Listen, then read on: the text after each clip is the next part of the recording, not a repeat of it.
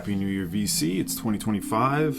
I'm recording this on the 2nd. I took off a couple extra days of work to close out the week, start taking care of some things personally. My kids are back in school, so I'm like, I need a couple days quiet. It was a good holiday, though. A bunch of parties this year, plus just a lot of good relaxation, a lot of records. So what's not to like, huh? So yeah, this video is going to be going over my 2024 targeted want list that I did. I did this for the last 2 years, where I set out at the very beginning of the year with a list of records that I really was going to hyper prioritize and do everything I could to bring those records home. In 2023, out of the 23 records, I believe it was 15 that I got. And this year, actually, let me do a count one more time. Yeah, so for 2024, out of the 24 records I picked, I actually got 17, which is pretty damn good. Over almost 3/4. Almost, not exactly, but well over half anyway. My percentages are going flat in my brain, but I got a few that I never thought I would. For sure, which is always exciting, even though, even when you're hyper focusing and you're really putting all your resources into getting them, it's still cool to get some things at the right prices and stuff like that. So, there was maybe only one or two, probably just one that I could have probably gotten if I wanted to. I just kind of was waiting for the right condition and price, and that's the Nexus Quam. There's plenty of copies out there. I just didn't pull the trigger on the copy that I wanted. But the big deal was that Brenda Ray record. I have it filed away now, but getting that's been on every list every year. So getting that was the big deal. So that really is, I'm not showing it right now, but I've talked about it plenty enough. We'll leave it alone for now. I hope if anyone else is looking for it, I hope you guys can find it. And not only that, but it's still in my want list, just in case it comes up again. So I'm going to get into that. Now, I already made a halfway through video for 2024. I'll put a link to it below, and I put that as a vinyl absorption. That was like a halfway through the year update. So I think I had 14 of the 24 hyper meg-wants, as I call them.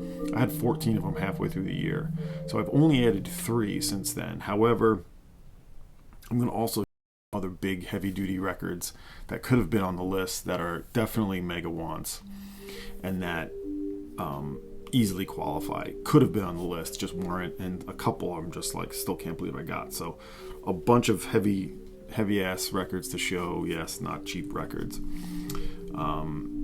But we are playing a very cheap record, a record I found in the dollar bin in Utica a week ago when I was home with for my wife's family. Really enjoying this on Musical Heritage Society. This is, what's his name again? Lee Howard Stevens, just doing all Bach compositions on marimba, and it's pretty sweet. I don't know, I'm enjoying it. It's the second time I've listened to it. This is $1. It's worth maybe 10 or 15 bucks, so a nice little find. So we're going to be listening to that. And like I do every year at the start of the year, on January 1st, I like to play like a vocal drone sort of record. And for the last 3 years, I've been doing that too. I played this, the Florian Frick, the I Am One With the Earth, Der und ich sind eins. This is the Sound Dome, who found dead stock copies of this, and I think they were selling for like €25. So I've played this a few times now. This is from 1981, and what a great deal. The prices on the original will come down now, and that's what this is, dead stock original. From, it's later than 81, 83. And this had been selling for like $200, so I played that yesterday. I just wanted to sort of make mention of that. I like to start the year off with like a very intentional vocal piece. So let's get into these records, but before I do, I want to promote and tell you all about a stream I'm doing this Saturday on January 4th with my friend Alex, aka Diamond Marimba. We've done this a couple of times now. We're going to both be teaming up to sell records. Yes, we're going to sell some really nice pieces. Not reissues for me. I think there's one in there, but mainly these are all, nice originals. Just nice records from the collection that I'm looking to move. Good records too. By no means are these bad records that I don't want to have in my collection. They're just good. I just have to sort of start making some funds here. So that's this Saturday, 9 o'clock p.m. Eastern Time, 6 o'clock West Coast Time. Expect that to go a couple hours, and it's going to be all sale price, not auction. It's going to be buy it now, essentially. I kind of want to do it that way. I don't want to give away anything necessarily, but the prices will be fair. So myself and Alex, 9 o'clock this Saturday, and inserting right here are videos from myself and from Alex about what we are selling, so that you actually know what you're going to be finding that day. So here it is.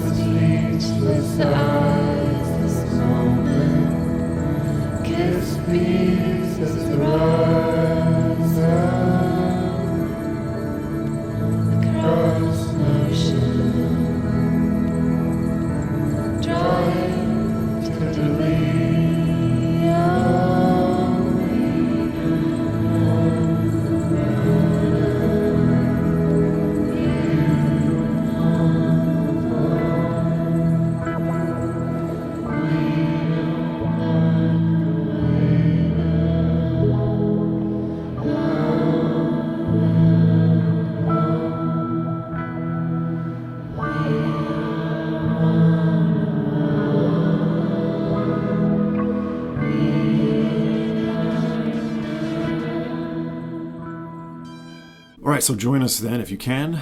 A couple other things. I will do a 2025 list, like the way I'm presenting here. 25 records to target. I just don't have it yet, so I wanted to have that for around the first of the year. Probably next week I'll put that video out.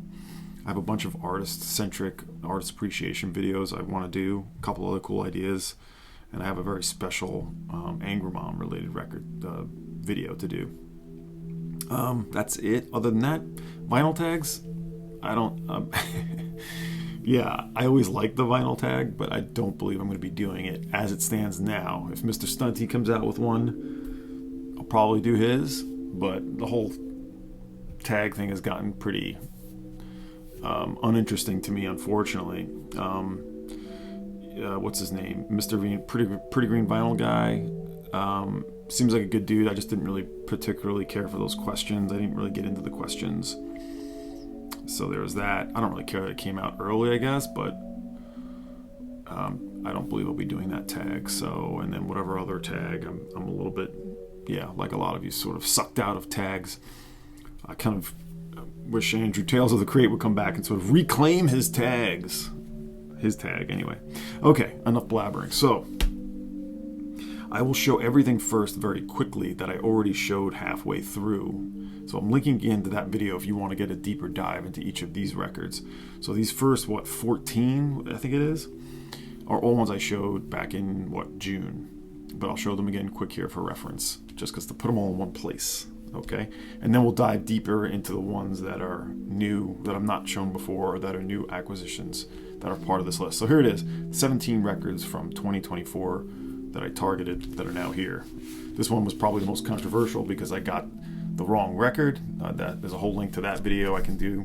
This is the original UK Columbia mono of SF Sorrow by The Pretty Things. Ultimately a pretty good copy, not an all-time archive copy as they say, but happy to have it, and for the price I got it after all of that shenanigans and all that hassle, it was a steal. So you can link to that video if you want to see that whole story. I was glad to find this at a very undervalued price, the David Wortman Earthly Delights private press on the Sweet Earth label. Smooth Sick Lights, which is definitely a call out to my number one seller, Smooth Sick Lights Discog seller. Good dude. A lot of these records that I've shown or throughout the year are coming from him. This one didn't, though.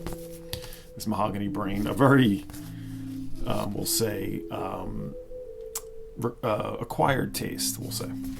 It's on that Pole label, a couple of Pole labels. I definitely focused on the Pole label a bunch last year, which feels weird to say, last year. This was probably my find of the year. Not find, I don't like to say find. My buy of the year. It wasn't like I found this in the, in a dollar bin or anything, or sitting in an antique mall. Did not, but it is an absolutely special record. Red Hash by Gary Higgins. Near mint copy. Maybe the sleeve is not quite near mint, but it's close. It's got the insert. The record is near mint. Red Hash. Jacques Tallot. Resurgence. Was really glad to get this for a super cheap and very fair price from Jim, Record Collector News, who was randomly showing this, talking to Rob the Wax, so that was awesome.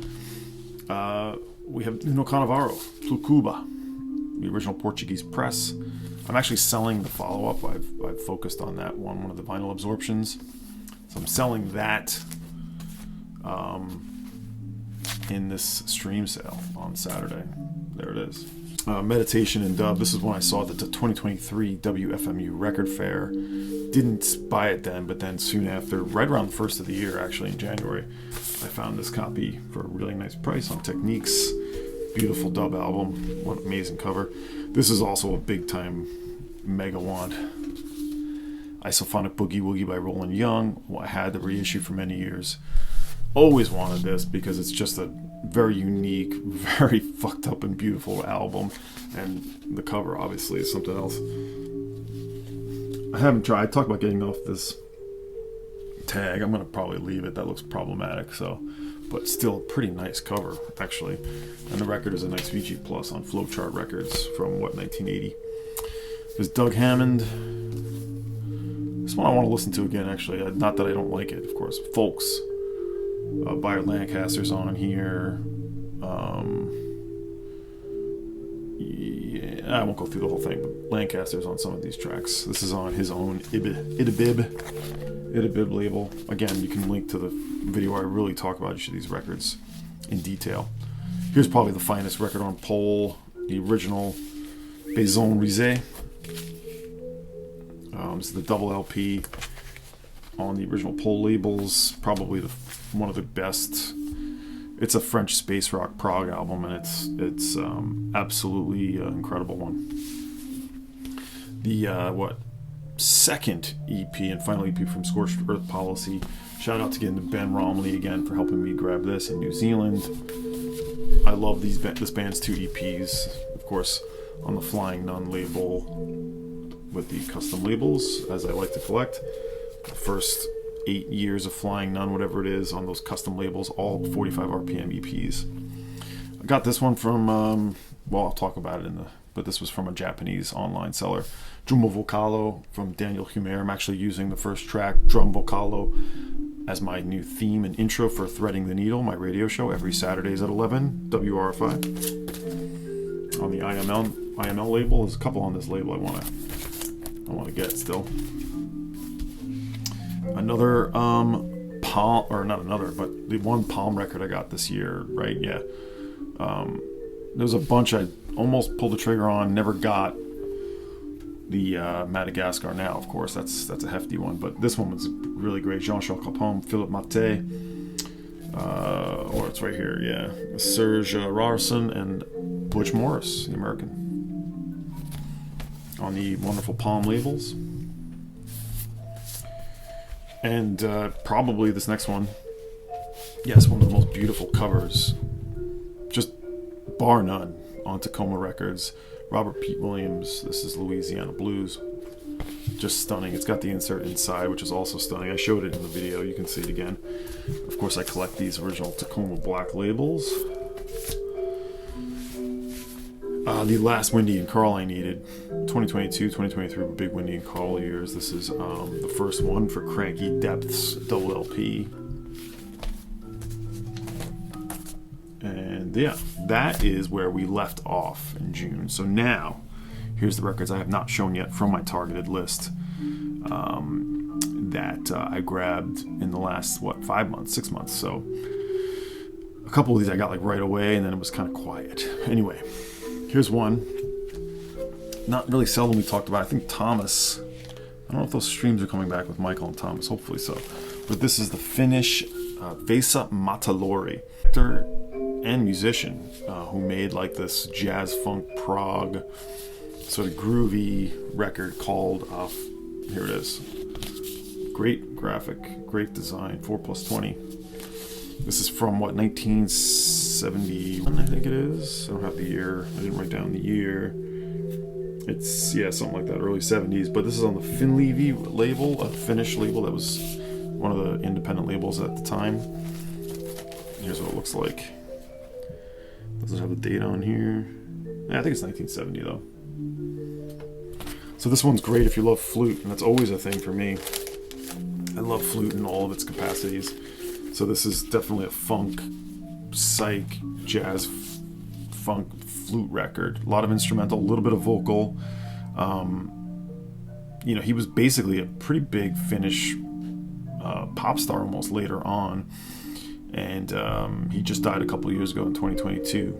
And big cast of players, like, because it seems like he had a budget. A ton of people on this. I mean, all, local players and everything, so no one I really know. I do wonder if there's people on here I should pay attention to. But here it is, the gatefold. Vesa Matalori. Just a fun one. This is one I found out about years ago from Other Music, the long and sadly departed record store in New York City on East 4th Street.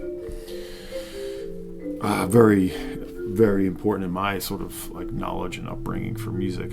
And I think it was a CD. I didn't buy the CD, but they started Other Music an MP3 store like early on, like when Apple did. They were selling certain records as MP3s, and I remember trying this out because it was like some sort of promotional thing to start.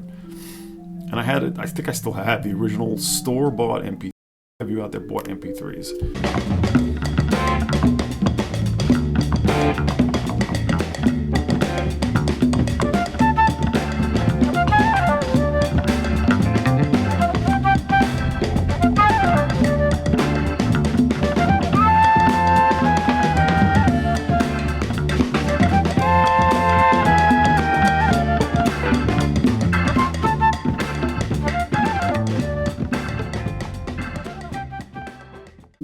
Every now and then I got a gift card from somebody at that time to like Apple Store or the what the hell was the store? Yeah, I guess it's just the Apple Store. And I would buy, if I'd have credits to buy Apple downloads. But yeah, that was a time, right? Oh, like 2005, 2015 in there. But this is one that I had from the Other Music download store, so that was cool. Anyway, happy to cross this one off the list for the 2024 targeted list. All right, this next one, I got this very soon after that video I made, and I'm going to show the companion record to it that I got at WFMU. I actually showed the WFMU record first because I got it and did that WFMU wrap up. But this one, his second album, I got in July, and it's, yes, Brother Ah, Divine Music, Move Ever Onward, his second album. This is a promotional copy, beautiful copy. So it's got the promo labels, This one I overpaid a little bit for, and there's a reason for it. This copy was sitting on Discogs for a good month or two. And Carolina Soul, damn you Carolina Soul, had this record come up for auction. And I was like, I'm going to win this thing. And I made sure that I put it, there's the original inner sleeve too. It's a nice copy. I made sure that I put up a bid that was like I thought I would win with, because this one went up in value, but I'm like, I'm going to put a pretty high bid. I bet I'll win it. And someone outbid me at the end and put me up right near where the copy on Discogs was selling for. So the Carolina Soul auction ended up just shy of that, but I'm like, you know what? All right, fine, I'll spend a few bucks more extra to buy the copy that's been sitting there. And so definitely a little on the high end, but honestly, I've been checking this. I haven't seen this pop up at all on Discogs since, but this was at WFMU. People had this record. I wonder if this is his writing on the bottom there. I don't know. But Brother Ah, if you don't know, a French horn player, trumpet. His name is Robert Northern, DC based, but in the 60s he was a session French horn player, and he became a French horn player from a trumpet because there was a hole to fill. He's like, someone told him, like, you should learn French horn, and we have too many trumpet players. You'll be able to get a lot of gigs because there's not enough session trumpet French horn players. So he did, and he ended up getting tons of work throughout the 60s. And then by day he was doing that, and by night he actually was working with the Sun Ra Orchestra when they were in New York. So Brother Ah sort of took that, obviously Brother Sun Ra influence to heart, heavy, and he made that 1973 record with the In Boom Orchestra with Max Roach, of course, on Strata East, which is called Sound Awareness, a beautiful album. I should probably do a whole Brother Ah video because I also got the box set recently that has unreleased music on it. Maybe I will. Maybe I'll do that actually now as I'm talking. But this is his second album from 74, 75. You have notes on the back from Gene Carn. It's just,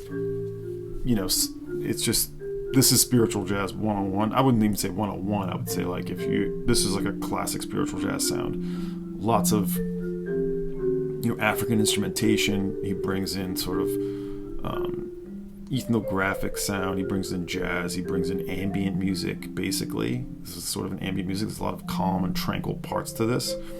But then there's definitely some jazz with the jazz vocals from, I don't have the singer's name in front of me, but a beautiful album, all composed and written by Brother Ah. There's some just stunning stuff on this record. What else can I tell you about him? Yeah. So other than the Strata East was his first album. Everything else was released on his own Divine Music imprint. And people have really woken up to his music, and the prices have been reflecting that. But it occupies that really wonderful space from tranquil, sort of out there sounds, spiritual jazz, and doing it in a very sort of real and organic way, a very sort of down-to-earth person. There's a great interview in the box set. I'm going to have to show the box set another time, maybe in the video I'm proposing, but they really give a background to what he was doing and how he made all the music he made and his time working with Sun Ra. So, but really glad to get this, sometimes you overpay for records. I thankfully don't do it much, but this one I did just a little bit. So I didn't like blow the highest price out of the water or anything, but it was right around the highest price. So.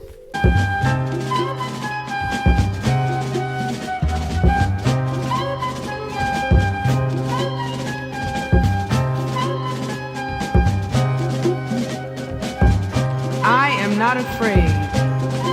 Standing beneath the sun of the Creator, I am a reflection of that radiant light. I am not afraid. Drenched in the bath of eternal joy. And yes, this I got in New York, WFMU Record Fair, on the Divine Music label from Joe at Basement Records. This was the first thing I saw within 5 minutes, and I decided right away, because this was one I was definitely after. The Plunker Down, Key to Nowhere. Continuing in the same sort of spirit, even though this is from 1983. And he was that's what the box set is. He was making music after Move Ever Onward. It just didn't get released. This one did. The stock cover, Key to Nowhere. Really a continuation of the same kind of ideas. And I don't mean that as a bad thing. I mean that as like,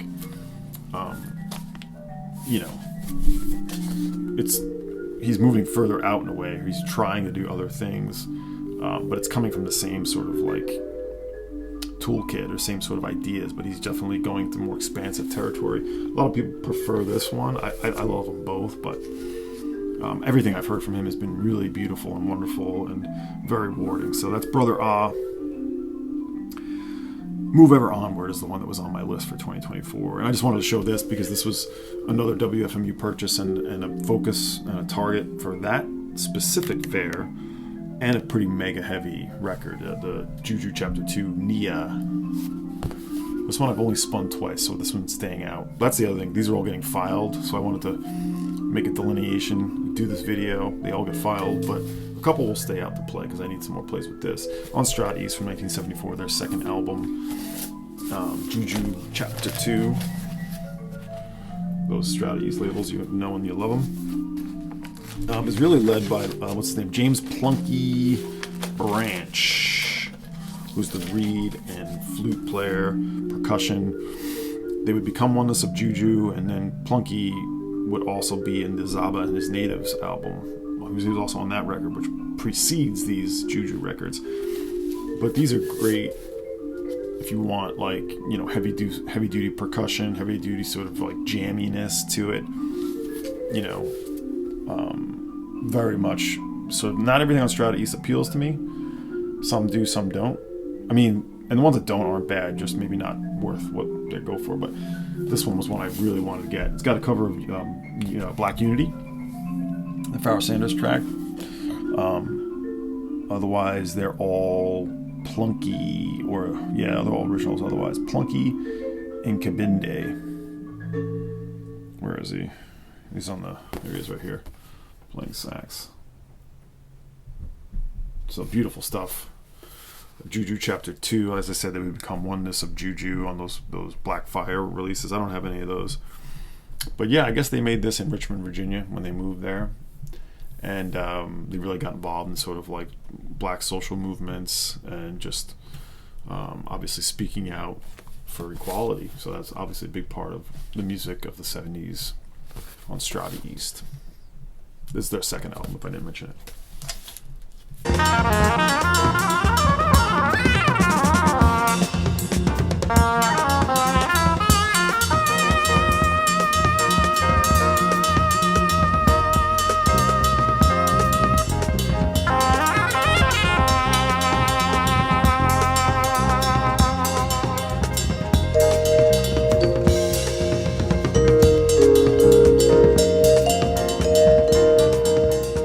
Okay, I got a few more and some really exciting ones to show, including this one.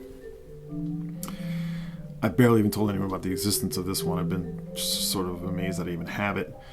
But this one does come from Smooth Sick Lice. We made a deal on, he posted it briefly, then took it down because he thought the condition had to come down a little bit.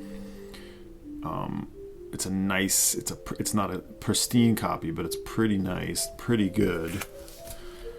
The record is in the VG, maybe VG lower and VG plus, but it's from a producer, arranger, director, French, He was very much influenced a ton of records that would come out, and he was of course the arranger of Histoire de Melody Nelson. I'm talking about Jean-Claude Vannier. Yes, this record made its way to my home. L'Enfant Assassin de Manche. L'Enfant Assassin de Manche. I believe it's a childhood assassin of flies or bugs, I think it is, right? Textured sleeve. Very rare. This is from 1972. This is not a reissue. It is on the Suzel label. And at the price he was asking, it's one of these ones I didn't think I'd ever own, but at the price he was asking, I was like, I gotta make this happen, because I'll never have another shot. But just a beautiful textured sleeve, a beautiful record. Folds out like that. Iconic record, you might even say. It's avant-garde, but it really brings like all kinds of style you could think about. Certainly DJs have probably sampled this, tons of break-worthy parts.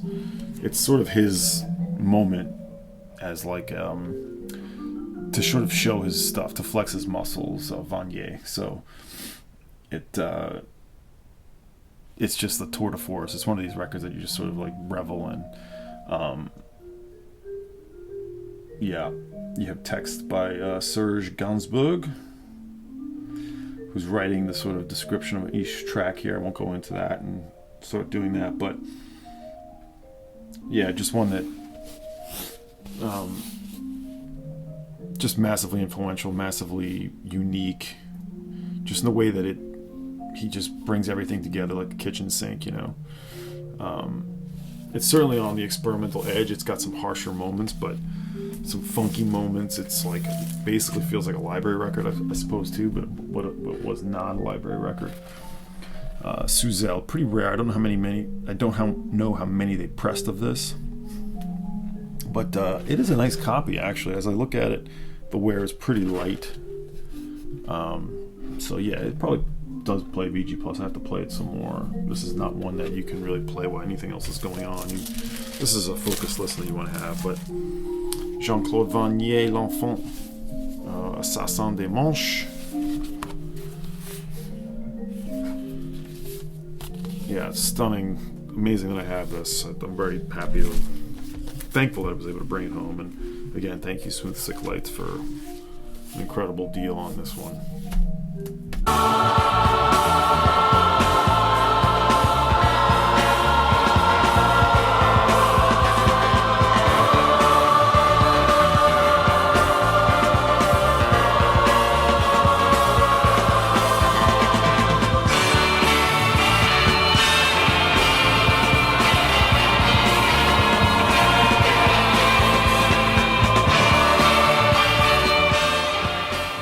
Going to get some more plays. This one I've played a bunch, and yeah, I want to do a video on this guy. I'm talking about the Moondog. This was not on my list. There's a bunch of records that were not on the list that were focused in priorities, and this one I had an incredible deal along with the Charles Tyler record, Voyage from Jericho. This is the story of Moondog, probably the hardest one to get because of this Warhol text, a note his mother wrote that he used. It's original Prestige, of course. I'm very happy with the condition. This price was spectacular. I've never seen it for this low. And people are asking 4 figures and up for this, and this was significantly below that. Look at the sleeve, presents well with these old Prestige sleeves. They're going to be hard to find. It does have that. I'm showing this one again, but I won't get into the whole behind the scenes on this, but I just wanted to show this one more time, and as this wrap up is a big time want, meg-wants, attained. I now have all of the early Moondog, well, most of, there's a couple of super rare things I don't have, but all of the Prestige and Riverside records I have, of course the Columbia records, and a few other things. I'll show them. I'll do a video sometime. I've just had a hard time finding some of the European and Scandinavian records. Trying to track down a couple. They just never turn up here in the US. So that is the Moondog once again. So I have 3 records left. None of these I've shown or are officially on this list. So these are additional. So yeah, a 17 out of the 24 is what I got for the year. But these 3 also were big time. Could have easily been on the list. We have Outsiders CQ. What a beautiful cover. This is one I've long been wanting. I know Crazy Jimmy did do a video on this at some point this past year. This is a Dutch original. God, did I get this from Smooth Sick Lights too? I think I did. What a cover. There was a copy back in Pittsburgh at Mind Cure, at the Fungus Books. They wanted way more than I could really spend on it. This was a much better deal. And a nice copy. VG Plus copy. It's got those Polydor labels. Dutch pressing. Classic psych beat record. Led by Wally Tax. This is sort of renowned for its cover art here, but also just for the conceptual sort of nature of the record. It's from 1968, so it's prime in this Dutch psychedelic movement. Yeah, it's a record that flies by and just blows right by, but every song on it really is a knockout. Doctor, The Bear, I've always loved The Bear, it's very short. A beautiful album. Yeah, this isn't like, it's more on the garage end of things, but this is their sort of most psych-based effort. They have like that songbook record, they have the first Pretty Things record. I think those are both also good. I don't have those, but CQ, C letter Q, like Seek You, that's the deal. Wally Tax, Buzz, Frank Beek, and Ronnie Splinter would be their final album. Wally Tax would do a bunch of other stuff. Amazing record. On that Polydor label once again. This one, I think I got that Outsiders in September, maybe August perhaps. This one I got in November and never thought I would be able to get this one either. It's always fetched quite a high price, but I was able to get this for a significantly low price, and it is a nice copy, free shipping from Germany. I'm talking about this record on Pilz, Flute and Voice, and interesting one. It's kind of a little like Popol Vuh, Gila, but way more cosmic and sort of pastoral. It is just that flute, sitar, acoustic guitar, a little bit of electric and voice, and it's the duo of Hans Riffert and Hans Brandeis. It's just the two of them. Stunning artwork here on the Pilz label, which is one of the greatest labels, with the classic mushroom. There it is. I love this record. It is so subtle and sort of delicate at times, but not boring. That's the key. I mean, look at the cover. Look at the gatefold. It's a beautiful record. This is puts you in another place. This is what we always want, right? Some facts. I mean, they record a follow-up that in '73. This is from '71. That the follow-up was shelved, but was then doubled up as the double LP reissue. When they reissued this, Wah Wah Records, they reissued this as a double with the follow-up, which was unreleased, which was called Hallow Rabbit. So I actually am curious about getting that, maybe. And then in 1996, they would release something else, which I don't have the title in front of me, but those are actually demos from 74 and 75 for what would be a third album, quote-unquote, technically. But, I mean, I haven't heard any of that stuff, so I don't know, but this is probably enough for me. This is just called Imaginations of Light, 1971. Pilz, just so mellow and pastoral and sort of like, feels like a good lazy summer record, which we're not in, but yeah, flute, guitar, sitar, acoustic, a little electric, and lush vocals. I mean, couldn't be more in my wheelhouse. And anytime I can add a Pilz record, I mean, in general, that's never a bad thing. So hopefully more to come there. Maybe that'll be my entire want list, the Pilz label. No, but just really stoked to get that.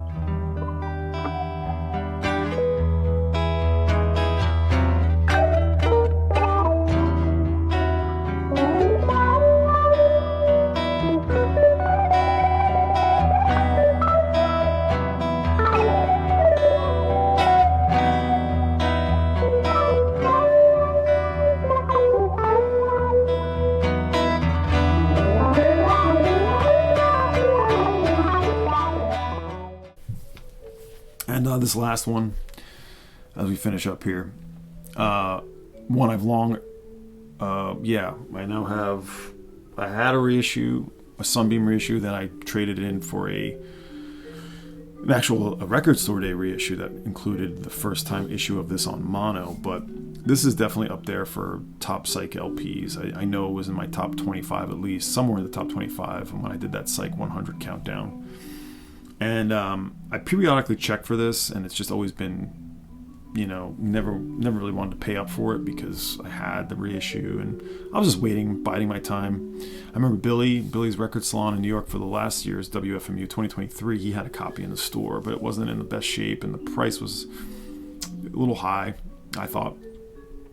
So I waited, and I'm glad I did. I got buggered to check again when Lance, Permanent Records, was showing, just in his sort of recap of what they have in the store, he was showing just the reissue that they had for sale and just talking about how much he loved this record. Twink, think pink.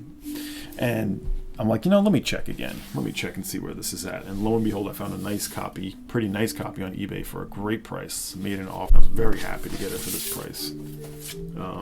They graded this as a VG sleeve, and I would actually grade it a little bit higher even. It's pretty good. I mean, just light ring wear, you can see. The cover really presents quite well. Presents well, and it's on these Sire labels. One of the early Sire releases. Of course, you had Kevin Ayers was Sire early on. I forget. There's a few other major Sire early, Seymour Stein records, but this one was released in the U.S. first, even though Twink Adler was a UK-based artist, of course, in Pink Fairies and Deviants. But it came out in the U.S. first, and I guess the Polydor version in the UK is much rarer. I forget the story of that, but the whole story was in the reissue, which I have here somewhere. I don't know if I want to keep it or not. I may keep it just because it includes this mono version. Okay, yeah, this is the Sunbeam mono. There was an earlier Sunbeam reissue which I sold when I replaced this. So this includes this acetate that's supposed to be the mono edition on this red vinyl. So yeah, we'll see. For now, I'll keep this. It also includes all the notes, which I like having. But it's such a favorite record in the Psych canon that I really wanted to, of course, own this original. And yeah, this is not like a basic UK Psych record. This has got some really far out moments, some heaviness, some really gnarly sort of meanness perhaps, far out sounds, space rock. He was sort of involved in the Pink Wind thing, the Hawkwind and Pink Fairies. So then maybe that has something to do with it. But you have co-written by Twink and Steve Peregrine-Took, who had worked with Mark Bolan and Tyrannosaurus Rex. All songs were composed by Twink, except for those ones with Steve Took. And this is it. Right. Forgot to mention, this is a Hypnosis cover, of course. Produced by Mick Farron of the Deviants. Recorded at Sound Studios London.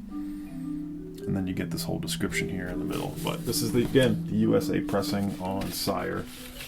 A very heavily damaged, already far out Psych record. Sort of the kind of ones I live for on the Sire label. So again, that was not on my list, but one that's always been one that I meant to get. So yeah, I was happy to get that. Lance sort of put my brain on it again just a month ago, and it closes out a great 2024. So thanks again. I know this is sort of obnoxious in a way, showing all these expensive records, but I worked pretty hard to get them, to be honest. Made sure I was selling, as you all saw, I sold a lot of records this year, a lot of reissues. A lot of that money went to this. 2025 is going to be a little different. Speaking real quick, I'll talk about it when I do the targeted list and sort of my projections, but I have a bunch of other things going on, cooking up, that I need to put money towards when it comes to how I spend money on records, including my band's record, which will come out this year. More to come on that, Material Objects, but I have some other projects that are going to dedicate a bunch of funds. We'll see. Just a quick number, I didn't mention this, but the amount of records I added to the collection, I made a big deal about this over the last couple of years, was, to my mark, 422 records. I think down slightly. That's how many records I added to collection this year. Some of that will probably come out because I'm selling a couple things from the records I bought this year. So it'll end up probably around 415, but whatever. Over 400. So that's how many records I added to the collection in 2024. And next year we'll see. I'd like that to be in half, but we'll see how things go. At the beginning of the year, there's always a bunch of things too that pop up that I'm like oh my god, I have to get that. Which I've done a few of, not much, but anyway, yeah, really fun to do this, and looking forward to more videos this year, and hope everyone is doing well so far in 2025. All right, see you.